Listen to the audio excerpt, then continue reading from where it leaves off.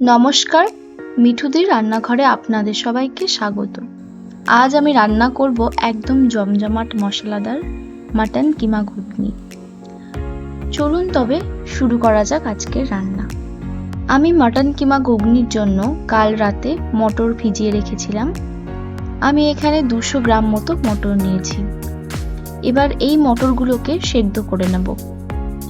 তার জন্য আমি প্রেসার কুকারে জল দিয়ে দিচ্ছি। জল গরম হয়ে এলে আমি মটরগুলোকেও দিয়ে দিচ্ছি। তারপর ঢাকনা দিয়ে দিচ্ছি। এবার আমি মাটন কিমা ঘুগনির জন্য মাটন কিমা নিয়েছি 100 গ্রাম মতো। এবার একটা কড়াইতে দিয়ে দিলাম বেশ অনেকটা পরিমাণে সর্ষের তেল। তার মধ্যে আগে থেকে ছোট টুকরো করে কেটে রাখা আলুগুলোকে ছেড়ে দিলাম।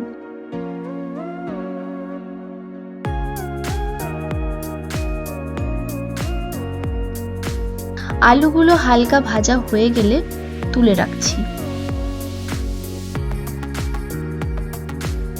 এখানে আমি নিয়ে নিয়েছি 3টে পেঁয়াজ, আদা, রসুন আর নিয়েছি কাঁচা লঙ্কা।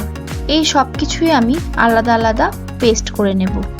এবার ওই আলু ভাজার তেলের মধ্যেই দিয়ে দিলাম পেঁয়াজ বাটা। পেঁয়াজটা ভালোভাবে লালচে করে ভেজে নিয়ে দিয়ে দেব টমেটো কুচি আর দিয়ে দিলাম পরিমাণ মতো নুন। দিয়ে ভালোভাবে কষে নেব যতক্ষণ না টমেটোটা পেঁয়াজের সাথে মিশে নরম হয়ে যায়। এরপর দিয়ে দিলাম আদা রসুন বাটা।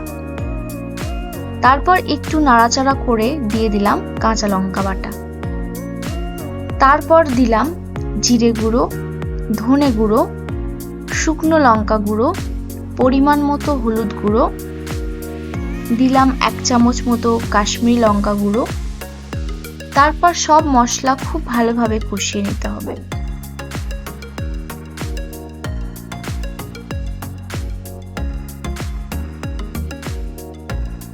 মশলা ভালো মতন কষানো হয়ে গেলে অল্প তেল ছেড়ে এলে দিয়ে দিচ্ছি মাটন কিমা। তারপর ভালোভাবে কষাতে হবে।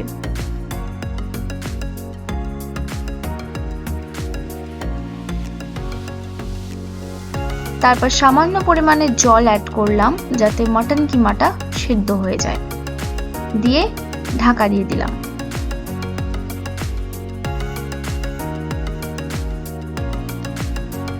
এবার ঢাকনা খুলে ভালোভাবে নাড়াচাড়া করে নিলাম।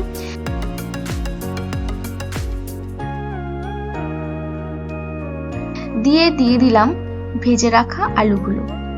তারপর আবারও ভালোভাবে মিশিয়ে নেব। দিয়ে ঢাকা দিয়ে দেব। এবার কিছুক্ষণ পর ঢাকনা খুলে ভালোভাবে নেড়ে নিয়ে সেদ্ধ করে রাখা মটরগুলো দিয়ে দিলাম।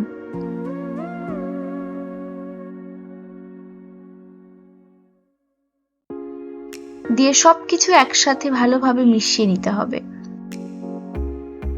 তারপর কিছুটা রান্নাটা হতে দেব।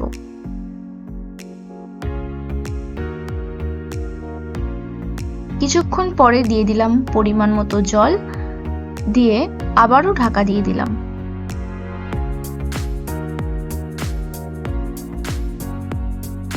এবার ঢাকা খুলে রান্নাটা কিছুটা হতে দেব। কিছুটা নাড়াচাড়া করে দিয়ে আবারও ঢাকা দিয়ে দিলাম। 5 মিনিট পর আবারও ঢাকনা খুলে নাড়াচাড়া করে প্রায় হয়েই এসেছে আমাদের ঘুগনিটা। দিয়ে দিলাম 1 চামচ মতো ভাজা মশলা। ব্যাস, তাহলেই তৈরি আমাদের জমজমাট মাটন কিমা ঘুগনি। গরম গরম লুচি বা রুটির সাথে খেতে দারুণ লাগে। রেসিপিটা ভালো লাগলে অবশ্যই লাইক, কমেন্ট আর শেয়ার করবেন। চ্যানেলটিকে সাবস্ক্রাইব করতে ভুলবেন না। মিঠুদির রান্নাঘরে আজ এই পর্যন্তই। দেখা হচ্ছে পরের ভিডিওতে। ধন্যবাদ।